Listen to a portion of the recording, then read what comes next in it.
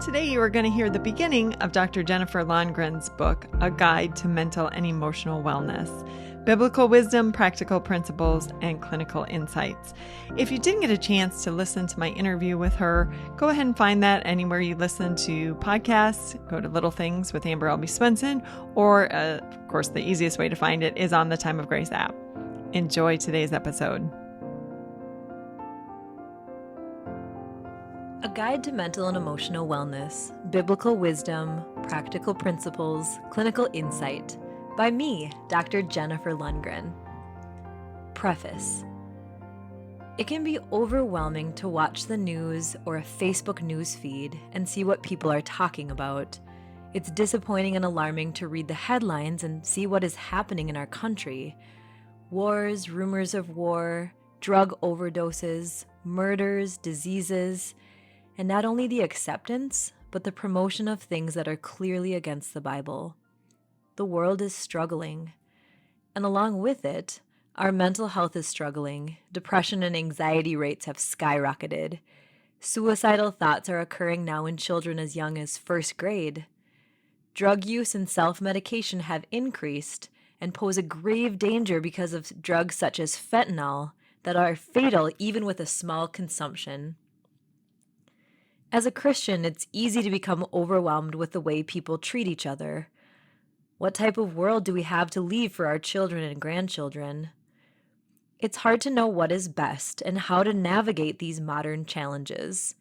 As we explore these modern issues, we can rest assured that we have a timeless solution. God is with us and God is for us. God hears us when we cry out to Him, and He answers our prayers. The world has struggled before, and it will continue to struggle. But on our side, we have the God who created the world by speaking.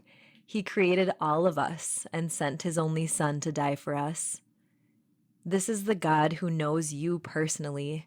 He knows every challenging thought you have, the mental health issues or addiction that you or someone you love struggles with, and the difficult and painful feelings that you experience. We can make an impact on others when we serve them out of Christ's love for us. In Matthew 5:13, Jesus says, "You are the salt of the earth. But if the salt loses its saltiness, how can it be made salty again? It is no longer good for anything except to be thrown out and trampled underfoot." This is a critically important passage for Christians. In Jesus' time, salt was extremely valuable because it was so rare. Jesus was saying that Christians are precious and add seasoning to the world. But sometimes as we become burdened with the stressors and hopelessness of the world, we feel ourselves losing our zest for life and falling into despair. Jesus also said, "You are the light of the world," and in the same way, let your light shine before others, that they may see your good deeds and glorify your Father in heaven. Matthew 5:14 and 16. You hear phrases like, "let your light shine." But what happens when you feel like the only light shining in the darkness, and your light doesn't feel powerful enough to illuminate the space around you? What happens when you feel your light dimming? What if you want to let your light shine, but feel darkness creeping inside of you? How do you ensure your light stays bright?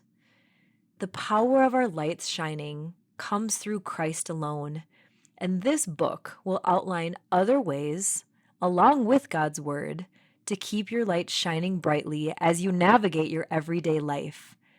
The world needs the light of Christians and the hope of Jesus now more than ever. My prayer is that you will find this book to be encouraging and supportive, and that it'll help ignite a flame in you to become the best version of yourself, the version that God created you to become. Along with His Word, God gives us knowledge and tools that we can utilize to cope with our mental health. The purpose of this book is to bring together Bible wisdom and principles of wellness and support them with modern psychological principles and self-care and wellness strategies.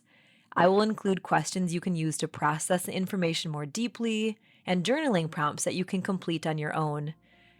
My hope and prayer is that you can optimize your own health, spiritual emotional, physical, and relational, and be able to support those in your life to your full capacity. As the world and the people in it are struggling so deeply, I believe that as Christians, it's time to let our light of Christ shine. It is time to support our neighbors and serve our communities with biblical principles of peace, love, and generosity. In order to do this, we ourselves must be physically, emotionally, and spiritually well. The goal of this book is to help you optimize your mental health and spiritual wellness. I believe that when Christians are mentally and emotionally healthier, their marriages are stronger, their kids feel safer, the communities they serve flourish, and the church thrives.